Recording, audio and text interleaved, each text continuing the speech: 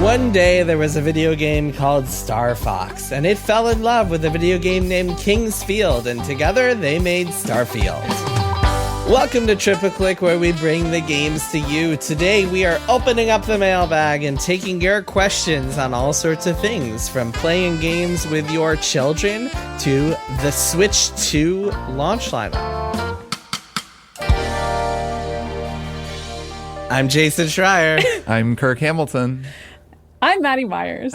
We really flew into that one. Half-cocked. We did it.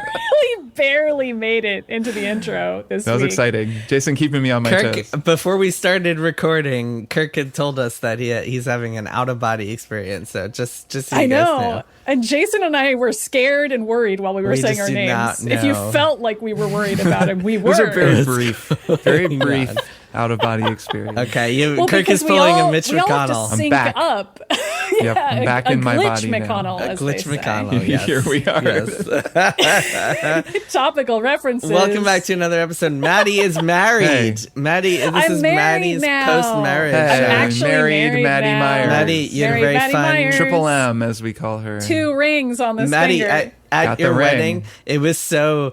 You looked the happiest I have ever seen someone. It was awesome. Very fun to watch how happy Listeners, you it looked. was so wonderful. Yes. It was beautiful wedding. Kirk and I had a great time. Yeah, I was just looking out at the crowd and I saw Kirk and Jason there and I was just so happy about video games. Yeah, exactly. That's why you're so happy. You're like, man, I was like, Baldur's Gate 3, you know it's been cool? a great year Video for games. I've been to a decent number of weddings, and one thing you did, I've never seen at a wedding before, and is like the most clutch move I've ever seen, which is at the end of the wedding, handing out bags and like popcorn and chips and stuff. Yes, which is just the perfect closer That's right. to Let everyone a take a wedding. snack for the Yeah, road. we had a little bag. snack bag. I To-go mean, snack I bag. was like, people got to sober up. I mean, people really weren't. People were pretty sober at our wedding. Got a lot of nerds in attendance at our wedding, so I wasn't too worried about that. But I was kind of like, all right, people have to drive home. What should we do? We should have glasses of water and like potato chips at the end of the night. And Just It was a good call. Also, extremely fun to listen to your dad give a speech about how famous you are. I know. That was Yes, very your dad's sweet. speech was It was wonderful. very That was sweet. very You got to enjoyable. meet my mother, #1 fan Yes, of we Triple got to Click. meet your Shout out mother. to Maddie's mom and dad, both of whom Jason and I both got to meet, who are lovely. And yeah, Maddie's mom, a Triple Click listener, very fun It's to true. meet her. Listener. I should say it wasn't actually a speech about how famous you are. It was a speech about how much of a proud he kick, is of me how and my much pride he accomplishments took in and- hearing people like know the sites you worked for and like the stuff you did, and how enjoyable he found that. Yes. How his brother always seemed to know when you were on NPR. It was a very winning speech. Extremely cool. Yeah. So, hey, we are a listener-supported podcast. If you want to make Triple Click possible, go to MaximumFun.org/join and become a Maximum Fun member. Help us make this show. We don't have ads. We just have listener support from all you fine folks No out there. ads. Just No listeners. ads. No Ad-free. ads, just vibes. And if you become a Maximum Fun member, you support us, first of all, but also you get bonus episodes, including one we are about to put up, which is about Might even The be up. Legend of Zelda. Yeah, it might be up. Might be up already. Might even be up as you're listening The to Legend this. of Zelda, Tears of the Kingdom, where the three of us do a deep dive into that game, spoilers and all. We talk about the story. We'll talk about everything. It'll be really cool, really fun bonus episode, but also tons of bonus episodes. We do one every single month, so you can look forward to that if you become a member. Otherwise, we thank you anyway for listening to our show, even if you're not a member. Yeah, thanks All right. anyway. Thanks anyway. So thanks anyway.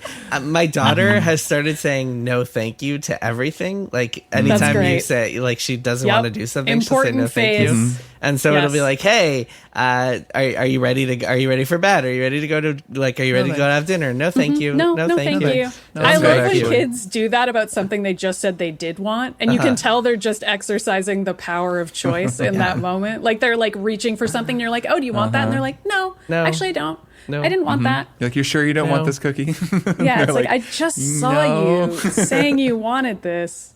Okay. One of her catchphrases also is in a very cute voice. She'll say, "No, not today." That's what she'll say in response to things. Hey, are you ready to go to Really the potty? No, not today. Not today. No, I don't Maybe think tomorrow. so. Check back with me in a little bit. All right, this week we are doing a burning questions episode where we take your questions, all of your fine listener questions. Wow, you can really support the show in a lot of ways. You can send in questions, you can become a member. We just love our listeners. It's true. Just a reminder before we get into it, you can always send emails to tripleclick@maximumfun.org if you have any questions. Like we always say, keep them short. Your chances of getting read on the show are much higher if you keep them to 1 or 2 paragraphs max. That's true. Should we also say that we're going to talk about Starfield next week? If anyone's wondering where the Starfield episode is, we're going to talk about that next week. We just haven't had time to play enough of it. So next week. Yes. Cool, let's get on with it. Maddy, start us off with the first question. Okay. This one is from Jesse, who writes, "Hey, Triple Clickers, love the show. This question is mostly directed towards Jason, but I'd love to hear input from Kirk and Maddy. My wife and I have a child just over 1 year old, and we're expecting a second child in late November 2023. We'll also be having an older sister and a younger brother. As a parent, I've already heard plenty about time management and incorporating games into a new/busier lifestyle. Coming to terms with reduced gaming time was not fun, but worth the baby cuddles and playtime. I'm more interested in how you came to discover and love video games as a child, and if you think there's an ideal way to expose your own kids or young family members to games. Is there a certain age we should introduce them to certain types of games? Are there specific games that worked well for you as a child? Any other observations you've had with your own kids or family that are relevant? I'd love to hear your thoughts."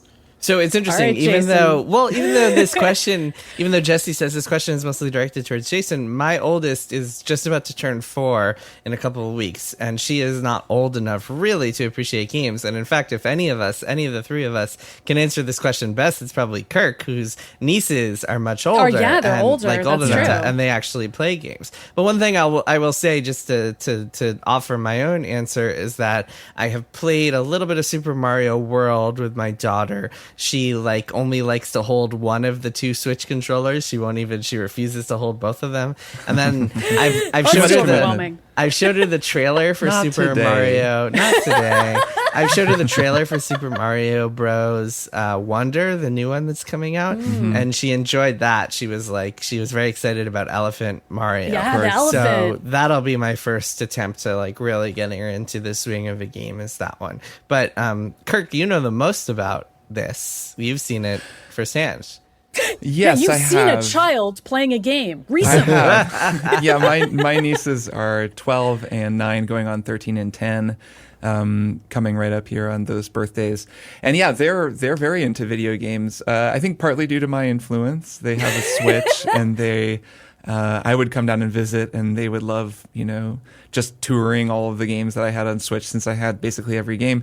And then they got really, really into Zelda, and it's been really cool watching them play Breath of the Wild and now Tears of the Kingdom. It's basically the only game that they play, and they play it a lot. They're really, really into it. They got really into Breath of the Wild. It was crazy.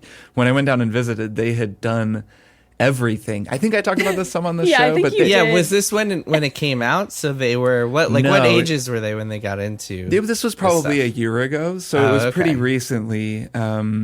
And it wasn't right when it came out. So the game was sort of fully fleshed out. I think they had all the DLC, and also Tears of the Kingdom was coming pretty soon. So they were a little bit older.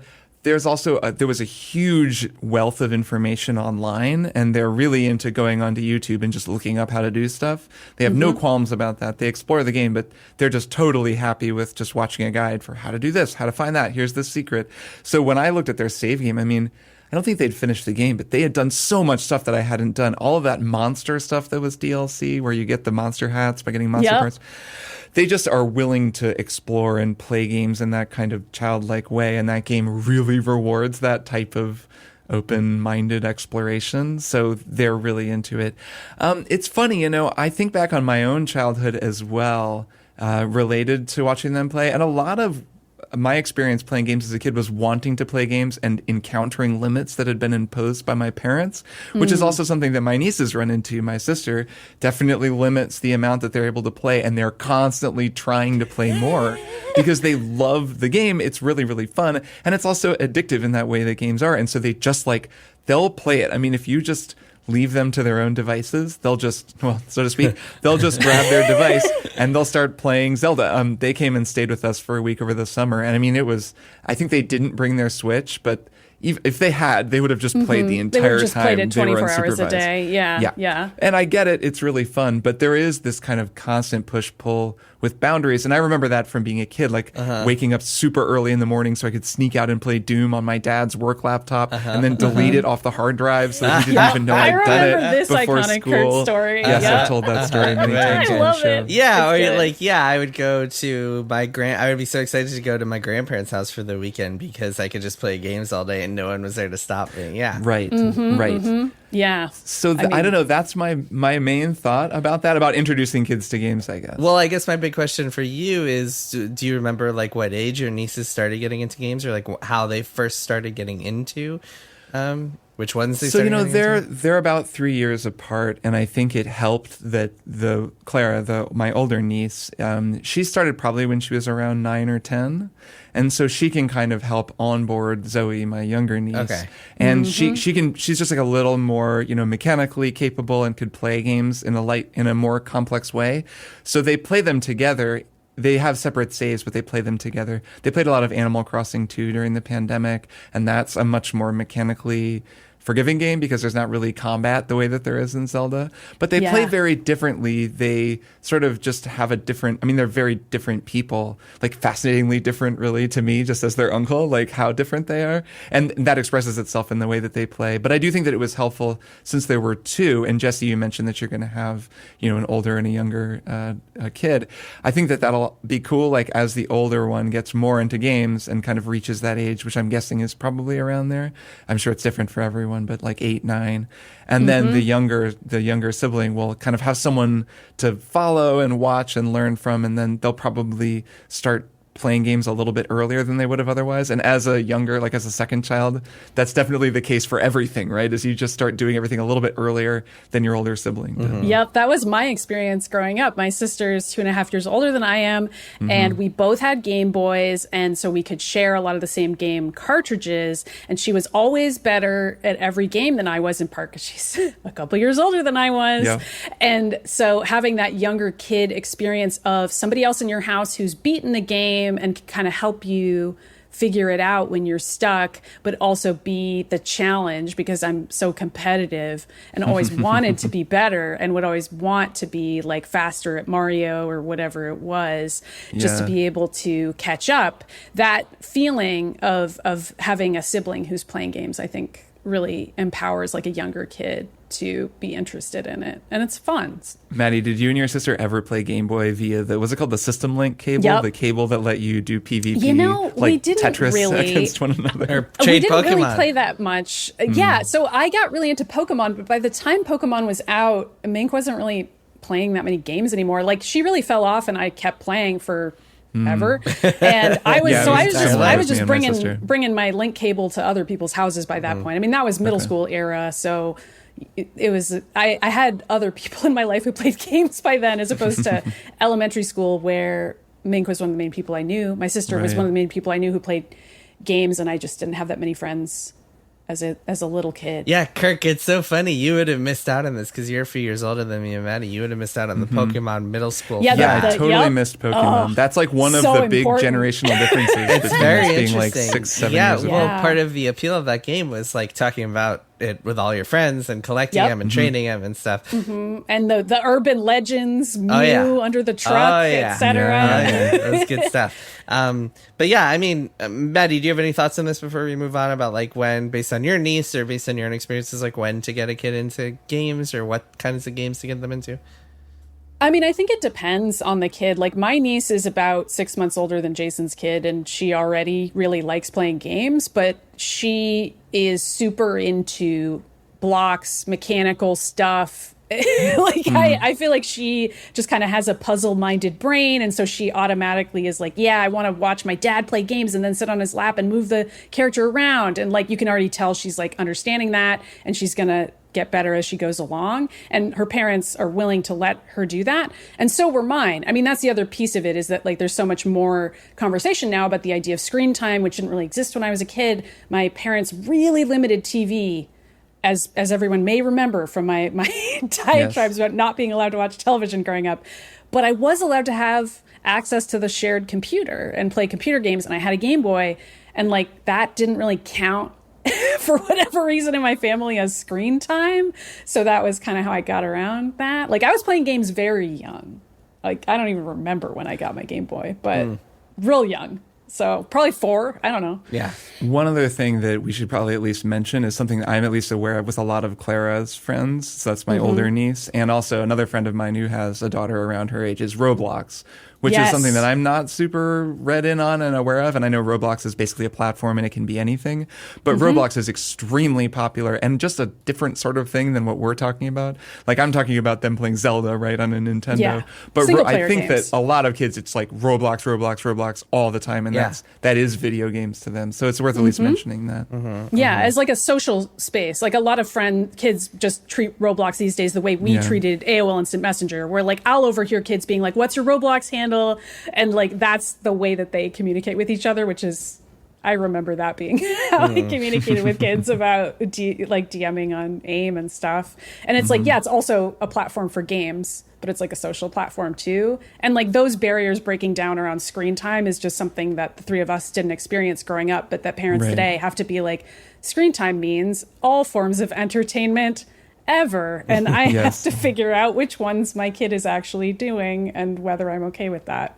Sounds something hard. that Jason and Jesse both have to look forward to. Yes. I think our generation probably got into games younger because our parents were not into games for the most part, and so or didn't really know what they were. And we're like, nobody was whatever. really doing the whole like slow burn introduction thing. So I think Gen X is really the first generation, and then millennials now the first generations to really like have raised their kids, but also have been playing games or played games growing up and stuff. So it's an interesting transition. And be aware of like the pitfalls of games and like what can be addictive about them. I mean, not to say that growing up people didn't worry about video games being addictive. People certainly did. No, it was a whole thing. The arcade craze, like people were like Pac-Man in there, fever. like, oh yeah, the sticking the quarters in the.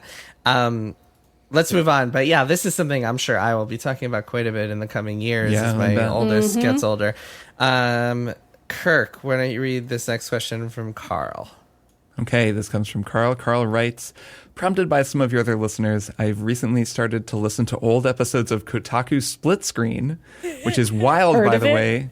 It's particularly fun to listen to predictions episodes 7 or 8 years after they've been made. And for anyone who doesn't know, this is the podcast that Jason and I started at Kotaku back in 2015, 2016? A long time ago, and that we made for a while.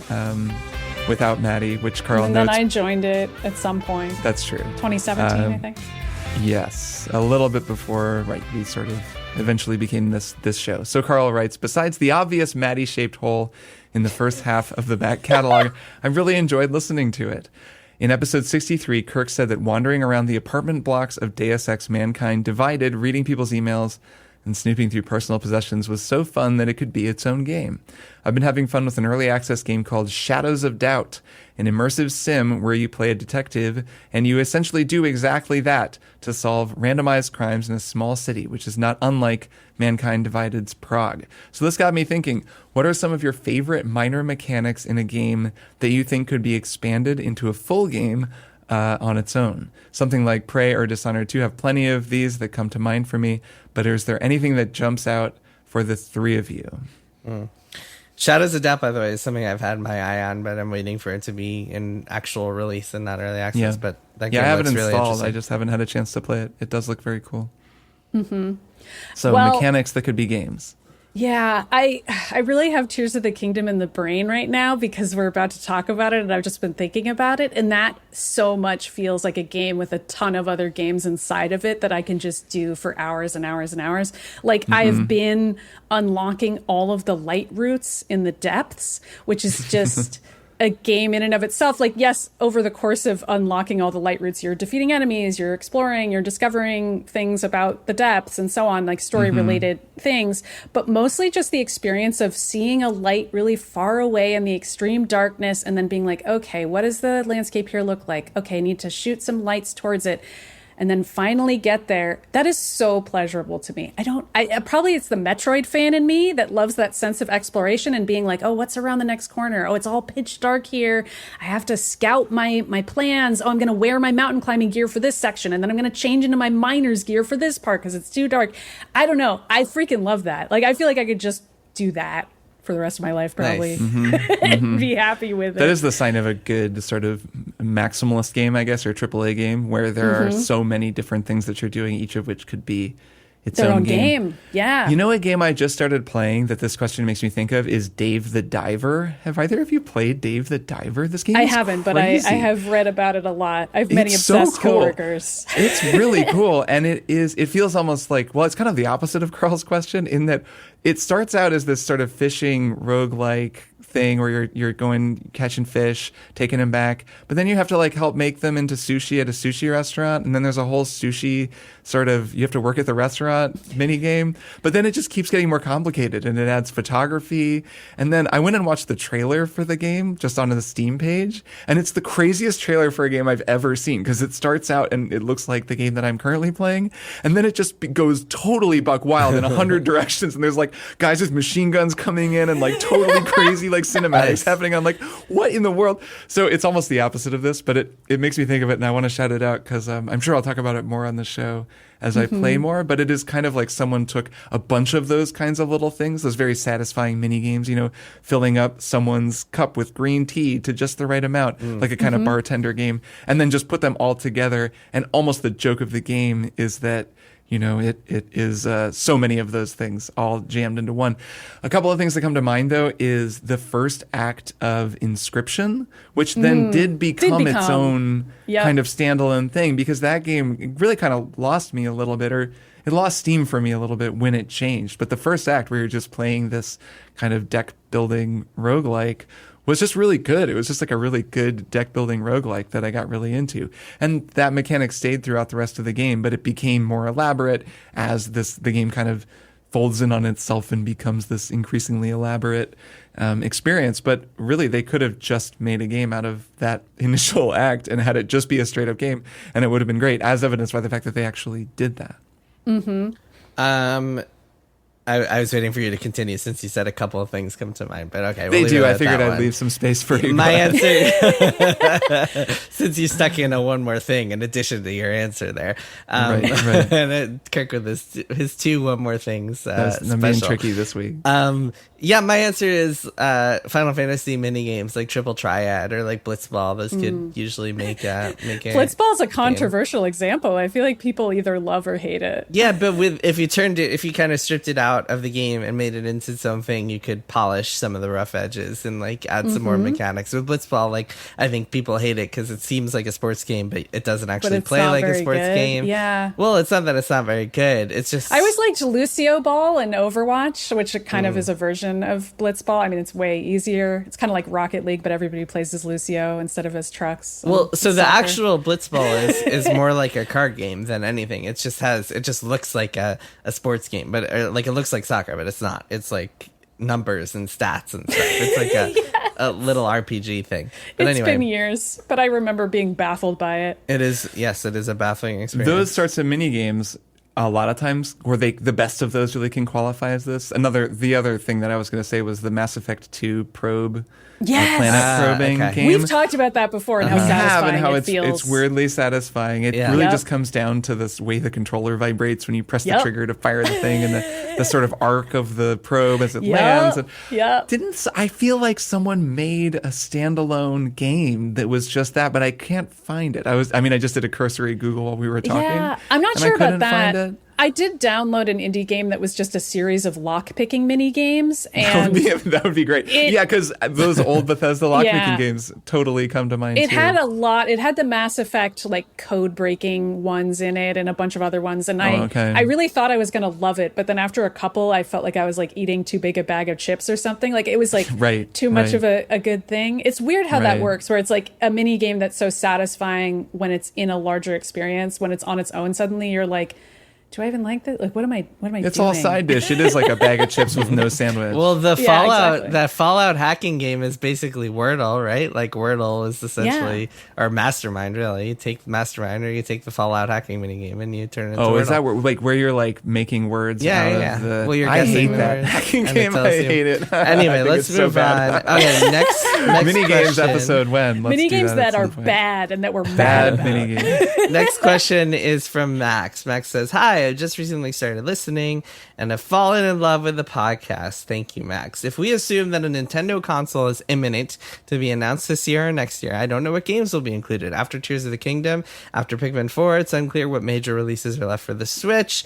Most of the major franchises seem like they've had releases fairly recently, and I don't know what they have up their sleeve. What would your expected or ideal launch lineup be for the Super Nintendo Switch? The next mainline Mario game seems likely, and Metroid Prime 4 might finally be on the horizon, but what else could Nintendo be hiding from us?" Well, one big question is if it has backwards compatibility, because if it doesn't, they'll sell you the $70 definitive edition of Tears of the Kingdom. I mean, they And probably every will other anyways, game. right? Yeah, Yeah. at 60 frames a second. I hope it's backward compatible. That would be such a tragedy if it weren't. It really would, but everyone will buy it anyway because it's the Switch 2 and like Nintendo, yeah. So assuming, Yeah. They've and got us where they want us. also assuming it's the same sort of like form factor and same basic concept as the Switch. Yeah, there are a lot of potential ones here.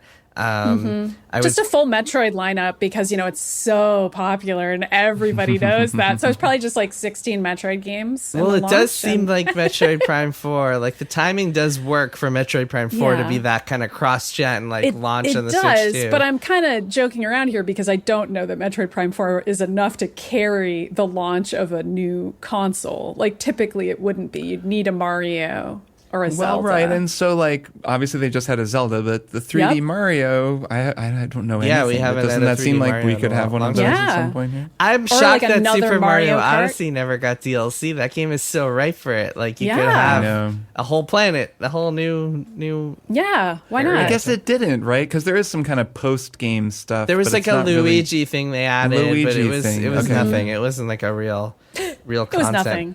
Wow. Hurting Luigi's I mean, I don't know. Like feelings. Breath of the Wild's DLC was also kind of disappointing. Like they don't really like. I know that was actual DLC, but it was still Yeah, kind but of it's kind of disappointing baked after into the main game. Yeah, it Yeah. just kind of fits right in So there. yeah, I mean, do you guys have like ideal launch lineup titles or like games you want to see on the Switch 2's release? Let's say hypothetically it's next fall, like fall of 2024. So I could see them announcing a 3D Mario. That just seems like of That their feels big like tentpoles. that feels like the most obvious. It's been 6 years, so that seems possible. I could also see them releasing a new version of Tears of the Kingdom that's sort of juiced up for the more horsepower and a better console. Like basically Tears of the Kingdom, there's some expansion that they release as DLC that's also available on Switch, but then maybe they add like 10 new Zonai devices. That to me seems like the kind of thing where, there's now we can make much more complex devices because we have more processing power. Yeah. So that's only going to be in the new version. And then they bundle it up and they sell it new to people buying that console for, I'm sure, for $70 or whatever. And just bleed us all for everything that we're worth. And then it runs at 60 frames per second or whatever. It like runs in 4K and looks way better. Yeah. So I could see that happening as well. Yeah. So my guesses would be, other than like some new IP that comes out of nowhere and like blows everybody away, a new Mario Kart. It's been a long time since Mario Kart 8. Yes. So and Mario it's Kart one of the 9. most highest selling games on the Switch. Yeah, weirdly ever. enough. No, it It's is still it is one of the best games Yeah. on the Switch. I believe it is It's the good. most. Yeah, the It's best really selling game. fun. And then also a new Smash Brothers, which I don't Yes. really know where they go from Ultimate. But I don't still, either. It's a good point. been quite a while. It does kind of feel like it's impossible to make another one. Who knows? Who knows what that'll look like? And then I guess there's a lot of remake. Like, given that they're coming out of nowhere with like a Super Mario RPG remake, they could really go in the remake direction with a lot of The different rest of the games. Metroid Primes. Yeah, I would love that. I mean, I know the Link's Awakening remake is pretty far behind us at this point, but I thought that was kind of an interesting sign of something that could happen more often, like a total refresh of an old game that not a lot of people have played. I'd love to see them do that for more Zelda or Metroid games. I mean, Samus Returns on the 3DS is great as well. The Mercury Steam version of Metroid 2. I mean, I'd just like to see more versions of old Nintendo games that are totally remade in some form and are easier to play, especially some of those old ones that are like no save points, like really freaking hard. Right, and not to mention the extremely long-running, still unfulfilled rumor of Wind Waker, Twilight Princess remakes, which still could happen at any point. So I mean, I thought those were pretty good the first time around. So those weren't remake rumors. Those I'm sorry, remasters. They were just remasters, or not even remasters because they were already remastered on the Wii U. So a little bit simpler than that. Yeah, the ones I'm expecting are like an Oracle of Ages, Oracle of Seasons remake in the style of Link's Awakening. Like that feels like the next obvious move. The 3DS launched, or maybe it was shortly after launch, but that first year the 3DS got an Ocarina of Time remake, which is a great remake. Yeah, a really good one. And then Majora's Mask one later, which was good. So there is precedent for some. Oh man, and they could still port Link Between Worlds. That still hasn't happened. Another one. Yeah, there are a bunch of games that haven't made it to Switch. There's a bunch of like DS and 3DS games that are just trapped there in a that are weird so good. Nintendo purgatory. Yep. But any of those could run on the Switch, but they could also bring them to new hardware. But really, we all know that we're just gonna have to rebuy Super Mario Brothers 1 again on the newest version of the Virtual Console. Like they start a brand new system for that. All right, let's get to the next question. Maddy, read Eric's question. All right, Eric writes, non-game music question. I'm not as good as Kirk, but I enjoy playing saxophone. Hell yeah. I work a non-musician job, which means I can only practice at night, and I have a toddler, which means I cannot make loud noises at night. Essentially, I can't practice at all. I've seen ideas like stuffing a sock in the horn to muffle the sound, but that will screw up low B flat and other low notes. Is there any real serious way to be able to practice a wind instrument while not waking anyone up? Bonus non-game question. This is a hilarious email. Nearly all my saxophone experience is with classical music. I have an alto. How do I get a tone like Kirk has in the Triple Click theme song?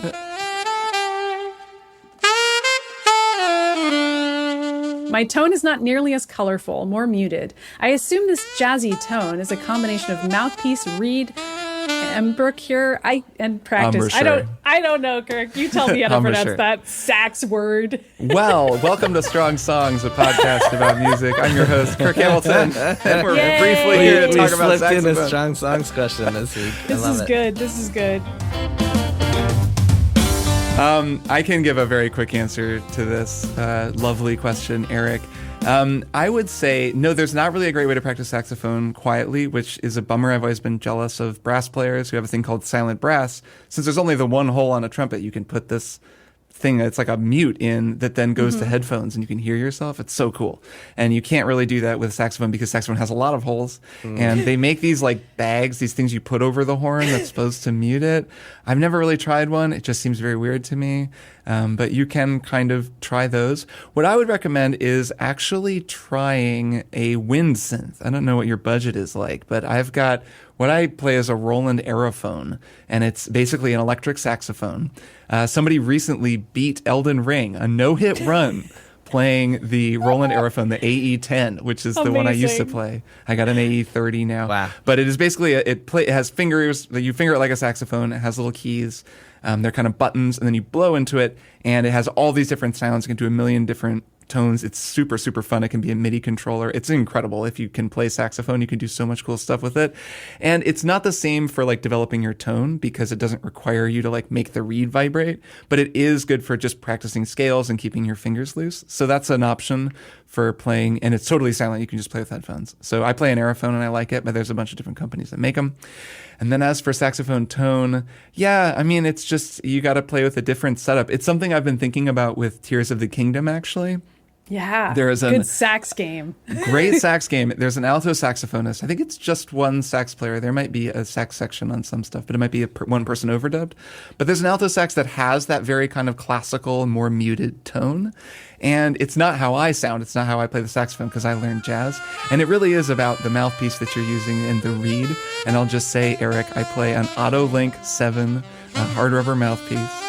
And I used to play Van Doren Java 2.5 reeds, but now I play Rico Select Jazz medium. I play kind of lighter reeds. But yeah, you need a more open mouthpiece. And then it's all about your embouchure, that hard to pronounce weird word, embouchure, which is mostly going to be your lower lip. And you want to practice rolling that out a little bit more than you might be. And that'll open up your tone. It takes a little work to get it in tune. But anyways, shoot me an email if you have more questions and I can answer you off the show. But I'm happy to get to talk a little bit about more saxophone. Sax jargon. I like it when the sax goes brum brum brum brum. Yeah, me too. I think it sounds cool.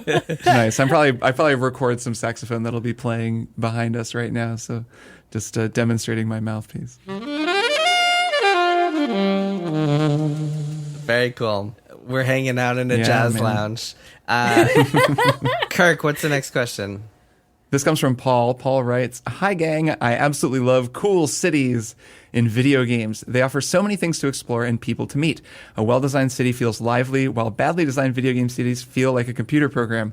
What are your favorite cities in video games?" This is a good question. Liberty City in GTA 4. I'll just throw that out there. Yeah. Unstoppable. I mean, just an incredible video game city for reasons that have been very well documented. I mean, to be fair, they have a bit of a model that they base that one off of. It's a pretty cool city too.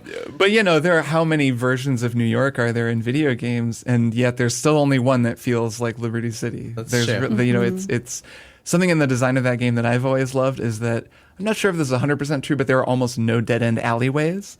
And I think that's a really important thing for that game. Something I loved to do in GTA 4.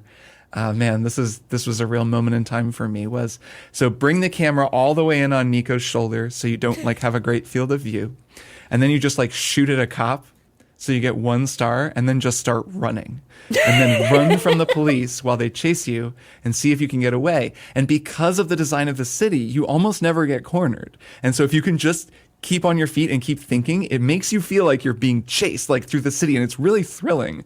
It's a very exciting experience. So that city let me do that, and I've never wanted to do that in another game. So that's one example. Spider-Man's New York is pretty cool. The PlayStation 4 Spider-Man. Yeah. I was going to say that. I also really liked Harlem in Miles Morales, the Spider-Man version of Harlem there. I know it's not accurate exactly, but it just had a little bit more personality in terms of just the number of NPCs you could run into. Then going back and playing Spider-Man, the first one on PC, I was like, oh yeah, this doesn't quite have the same level of NPC personality and bad guy personality that Miles Morales had. I really noticed the difference, mostly in terms of scope.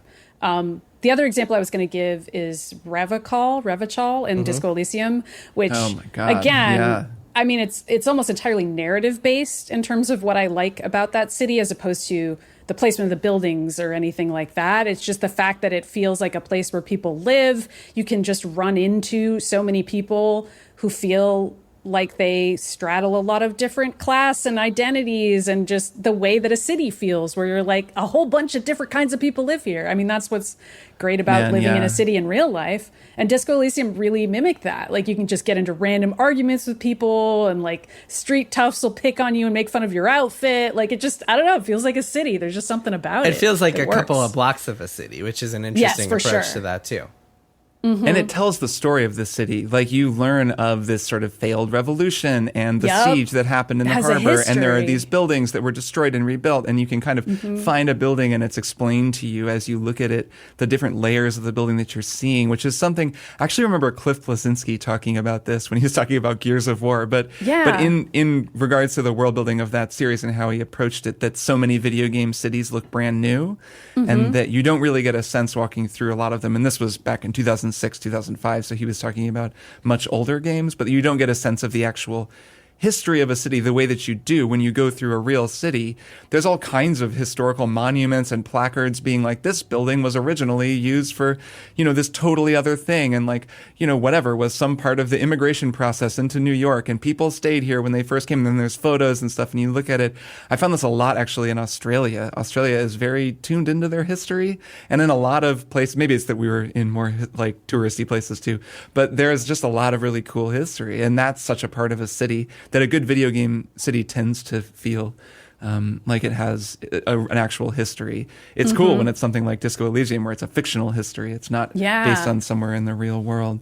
I have another one. It's now I'm forgetting the name of the city, though. It's New Orleans in Red Dead Redemption 2, which was called New Bordeaux. Is that what Saint it was Bordeaux? called? Saint Bordeaux, I want to say. Saint Marie. I'm going to look it up. New Orleans in Red Dead Saint Denis. 2. Saint Denis. Thank you.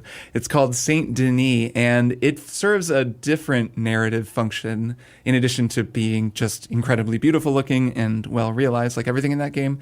It serves this function of being this kind of horrifying blight a little bit on the wilderness, which I think is a really interesting part of the story of that game. Something that I talked about a lot in my review of it is the way that the game is about the unstoppable march of progress and the destruction of progress, and how just this, you almost feel trapped in this move toward the future and this move toward something better that's actually worse. And it's in the end kind of destructive, right? That's this Western where they keep going east and they can't stop going back toward civilization. And at the point in that story, when you arrive in what's the biggest city that's ever been in a Red Dead game, and it's just totally stands in stark contrast to everything else in that game.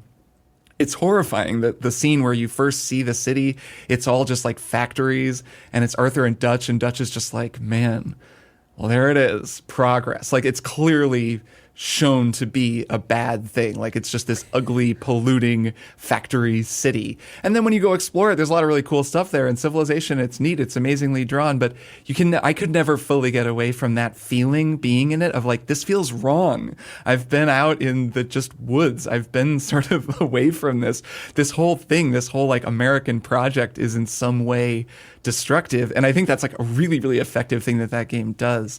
Kind of throughout the whole game, but especially with that city, and that's something very cool about Saint Denis. Cool theater shows, though, despite the whole unbelievably performance captured thing. My answer is Midgar in Final Fantasy VII, which I don't think has really been beaten for me in terms of like a city that just feels fully realized and crazy cool.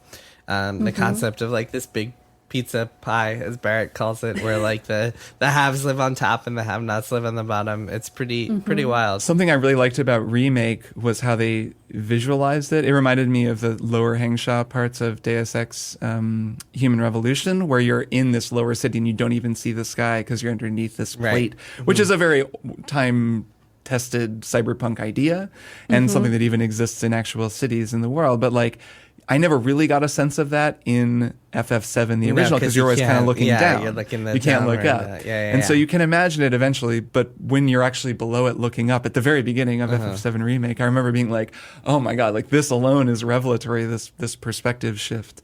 And then it makes it matter way more when the plate is damaged, You because you're like, well, I understand. got to know this entire city down there, and that only matters later because it's affected by what happens up top. I think, really works. I think we have time for one more quick question. This is from Alexander. He says, I don't think I've heard you talk about strategy games, especially 4X games.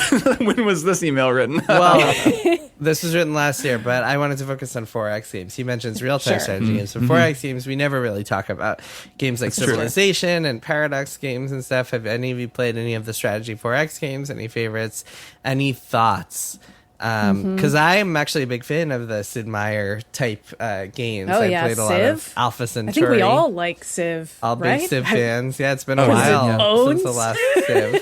Yeah, it's just dangerous. I mean, I don't play them because I know. lose whole days to them when I see they suck you in. You can't stop playing them. Is the issue with those games? Yeah, really. my favorite as a kid, my problematic fave now you would call it, was Sid Meier's Colonization, which was the American American like the exploring the new world and colonizing it version of the 4X games, which I still every once in a while will pull up and play.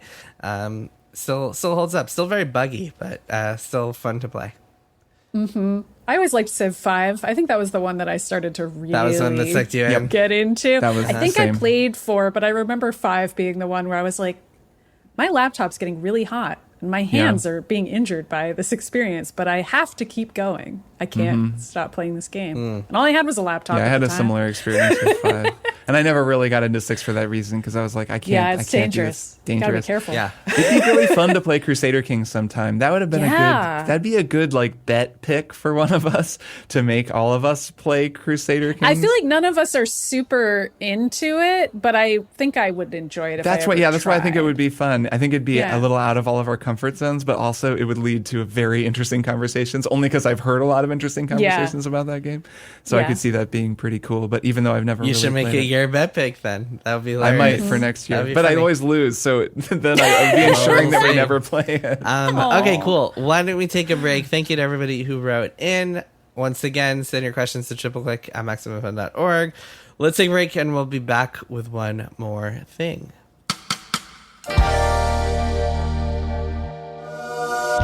Somewhere in an alternate universe where Hollywood is smarter. And the Emmy nominees for Outstanding Comedy Series are Jetpackula, Airport Marriott, Thruple, Dear America, We've Seen You Naked, and Allah in the Family. In our stupid universe, you can't see any of these shows, but you can listen to them on Dead Pilot Society, the podcast that brings you hilarious comedy pilots that the networks and streamers bought but never made. Journey to the alternate television universe of Dead Pilot Society on MaximumFun.org. I'm Jesse Thorne. Bullseye is celebrating 50 years of hip-hop by bringing you an entire month of brand new interviews with rappers. That means Jeezy. I put my pain in the music. Angie Stone. You know, hip hops. We called them hops back then. Master P. Music is what's gonna open the doors for us, but whatever we come up with after this, it's gonna be bigger. Plus, Chica, Saba, even the greatest of them all, Rakim. That's this September. Open up that podcast app, type in Bullseye, and hit subscribe. You're not going to want to miss any of this. And we are back. Kirk, Maddy, it is time for one more thing. I'm going to go first. I got a text last week from our old boss, Steven Tutillo, and he was like, hey, you should check out this game. It's this year's version of Case of the Golden Idol / Return of the Obra Dinn. And it's a game called... And that's your code phrase. That's your Manchurian candidate. Immediately, it took me like... Just activate. I was like, okay. You purchased it. Took me 20... Well, it wasn't out yet, so it took me about 20 seconds to go to my computer, send an email to the PR people involved, get a code. And since then, I finished the entire thing. It's a game called Chants of Sennaar, which is kind of a terrible name, but That's try to remember. Chants. Yes, Yes. Chants, Not like Chance. singing Chants. Chance the rapper. And let me Yeah. tell you about it and why it has come out of nowhere to become one of my favorite games of this year. One of the best games I played this year. A shoo-in for my top 10 list at the end of the year. Wow. Chants of Sennaar is a game about language, and so the way that it works is it's got this beautiful, really kind of stunning art style where you're it's reminiscent of Journey. It's a lot of stylized colors and really interesting looking characters and shapes, and you play as this little dude and you wake up, you kind of rise out of a coffin at the beginning of the game, and you wake up and you start walking, and then you run into someone who speaks this language that is just glyphs and you can't understand it, and then you see a door and you see a lever, and the lever is next to a set of glyphs as well, and you can and look at the glyphs, and then you pull the lever and the door opens, and then you pull the lever the other way and the door closes, and then you realize that the glyphs translate to open door and closed door. And then you start to understand that this is the premise of the game. So you go around this world that has been crafted, and you you have a notebook where you can figure out what each glyph actually means in English. And it's structured in the same way as Return of the Obra Dinn, where it's pairs of 3 or 4, and once you have a page right, it'll tell you that you're right, and it'll automatically fill in. So then when you go and you keep exploring and you see that glyph, it'll be translating for you automatically, and it'll fill in the words that you do know, and it'll leave blank the words you don't know, so you can kind of try to figure it out as you go. You can also enter guesses, so those will show up on screen as like, maybe it's this. And it's really, really cool because it's a big logic puzzle. As you go, you might see someone and they'll say to you, blank, blank, blank, and maybe you recognize one of the words from before, or maybe you jot in your notebook that like, oh, he's holding a flower, so maybe blank means flower. And then you see somewhere else, oh, this person is also holding a flower and mention the same glyph, so maybe that definitely means flower. And you kind of have to piece it together by exploring these landscapes and figuring out what everyone is talking about. And then as you go, you get past the first area and you learn the first language, and you get into a second area and there's a second language, and then there's a third area and a third language, and so on and so on. And you realize you're climbing this big tower, and that actually all the languages are connected to each other in some way, and all the different people are connected to each other in some way. And there's one big kind of I wouldn't call it a mystery, but certainly a world to explore and various peoples to connect along the way. The story is based on the myth of the Tower of Babel, which is essentially that everyone spoke one language, and then they tried to build a tower to reach God or take on God, and God punished them by splitting them into different nations that all spoke their own languages. And this game is kind of an interesting take on that, and it's brilliant. I loved it. The music is phenomenal. Kirk, you will love both of you will love the music. And it's just such a good kind of palate cleanser in between these massive RPGs that everybody is playing. Baldur's Gate and Starfield. This is such a good, like, I'm going to chill and lie in bed and play this for an hour, and it's going to be awesome type of game. I cannot recommend it highly enough to everybody. It's called Chants of Sennaar. Again, terrible name, but it's an incredible video game.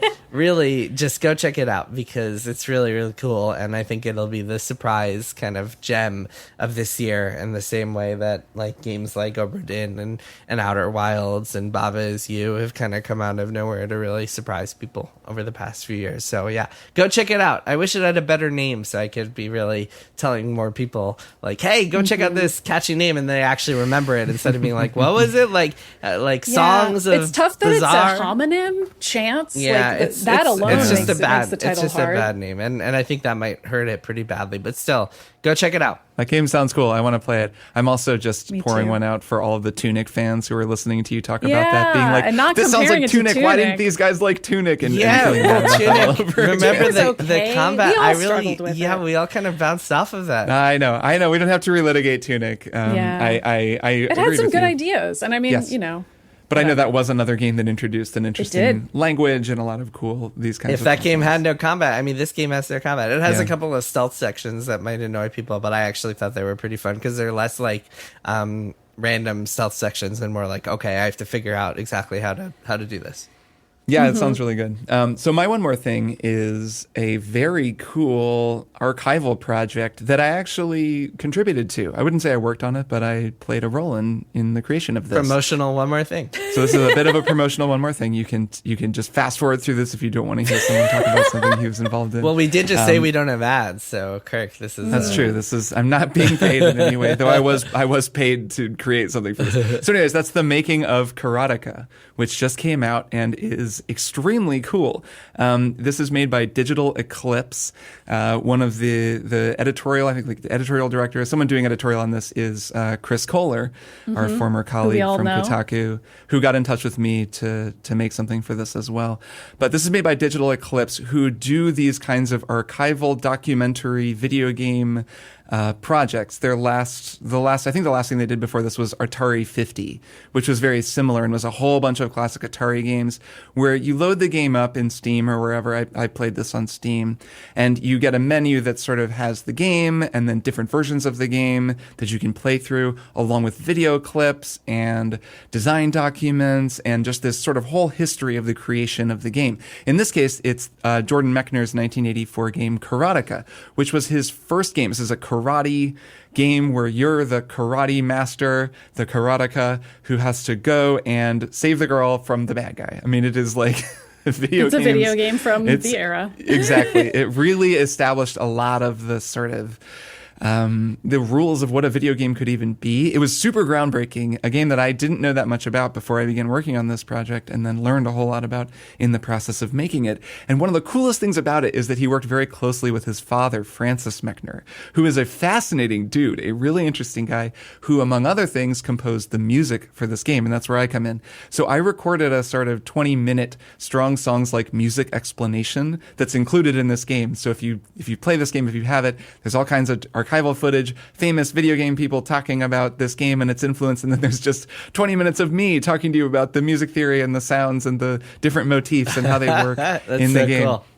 It was really fun. It was super fun to make and really educational for me. I just learned a lot and came to really appreciate this game for just what a big deal it was.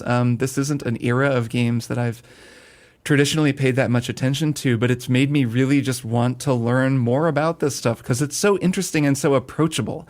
I think anyone who checks this out will find you can really understand how they made this game because it's just not that complicated. It isn't like watching the Double Fine documentary like Psych Odyssey where, you kind of get a sense of what they're doing when they're working in Maya or whatever and doing really complex 3D animations and level design. But it's like 5 different people talking in essentially code about this very complicated thing that's taking months to do. This was just one guy who had been there's a lot of his prototypes are included in this of earlier games that he was making where he was super young. I mean, he was like 16, 17 trying to make video games before anyone was even making video games and just trying to figure out how to make these very old, simple computers do stuff like render things on screen, like do rotoscoping animations so that the karate moves match up so you can play the game. And it's really, really cool the more you watch him do it. And then for me, at least, the story of him and his father and the way his dad is just really interested in trying to help out his kid, his like very precocious, brilliant son who's just trying to do this weird thing, is also just a really, really neat story. And it's awesome that they have all this footage of his dad. And then especially for me, seeing his dad explain the music and even having the idea of having music in a game. Like this was kind of the first game to do that, where he's like, we should have a motif. Like you should write a motif for the hero and it can kind of play. And Jordan Mechner is like, okay, well, we have basically no way to do that. And he's like, all right, well, because he's sitting there at the piano being like, what about this? And he plays the chord progression. He's like, okay, I can do like 2 notes. So like, which 2 notes do you want to do? And like watching them figure that out is really cool. So I wanted to recommend it mostly because it's really interesting because I learned a lot. I had a lot of fun working on it. And also, I hope more of people do this kind of thing. It's so cool to see an interactive documentary like this where you have multiple versions of Karateka. There's even a remastered version that you can just play with like a modern controller. And it makes history, like video game history, make sense, I think, in a way that a movie about this wouldn't, because you can play it. You can actually interact with it because that's so fundamental to video games. So I really think it's a special project. I'm super proud to have been a part of it. And I hope people check it out. So that's the making of Karateka. It's on, various platforms. It's definitely on Steam. That's where I played it. And it's super cool. So yeah, awesome. Give it a look if you think that sounds interesting. Yeah, it does. Maddy, what's your one more thing? Mine is yet another book. So it's a New York Times bestseller. So maybe people have heard of it. I felt like I heard about it a lot before I finally got around to it. It's called Chain Gang All-Stars, and it's by Kwame, Adjei-Brenyah. And it is pretty different from the fiction books that I normally read, not politically or thematically, but just because it kind of feels like a series of short stories. And I kind of wish I'd known that going in. So it's why I'm happy to explain that to the listeners now, because usually with a fiction book, I'm excited to meet a hero and follow them on their journey. And that's kind of what happens in this.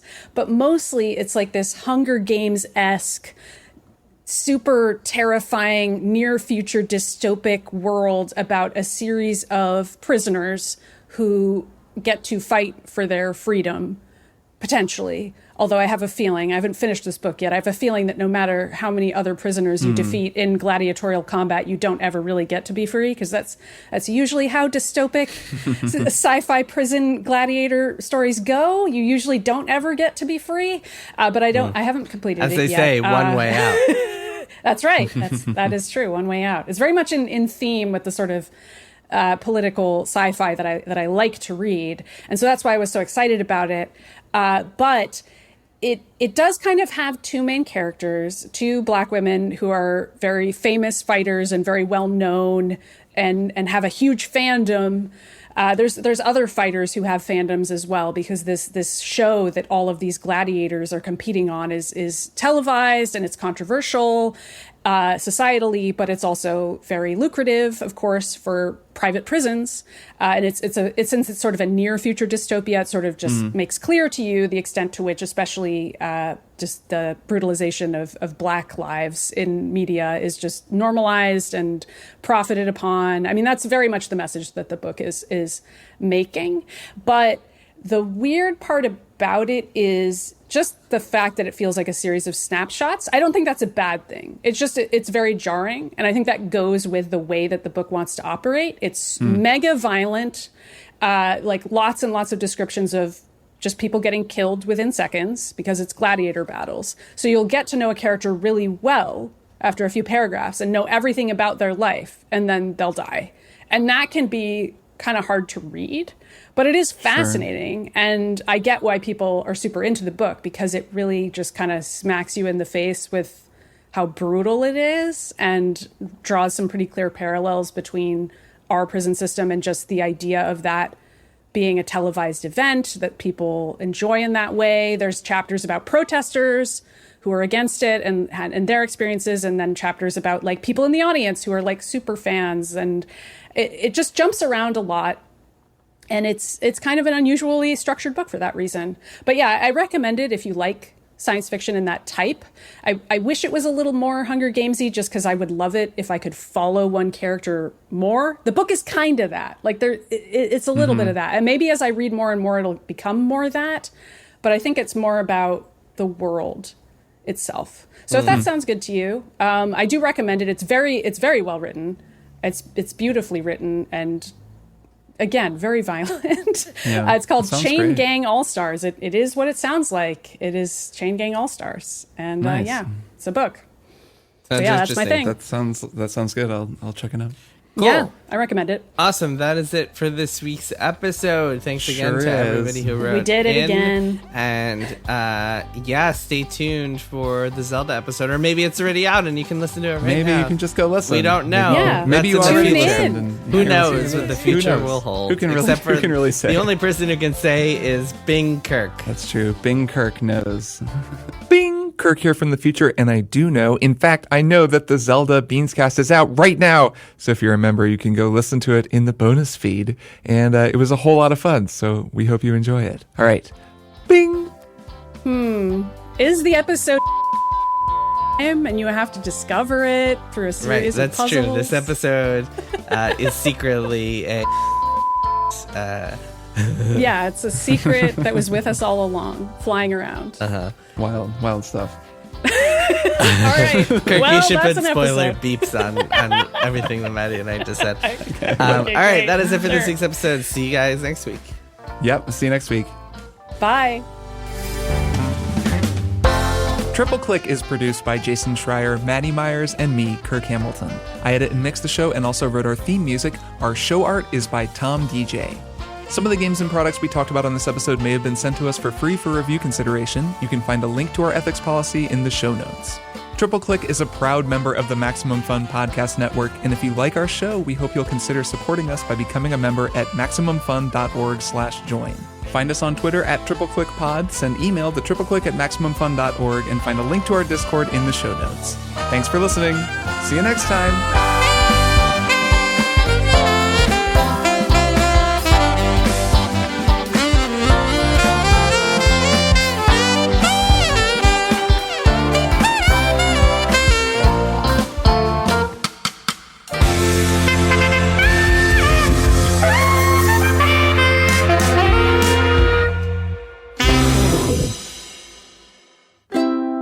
Maximum Fun, a worker-owned network of artist-owned shows. Supported directly by you.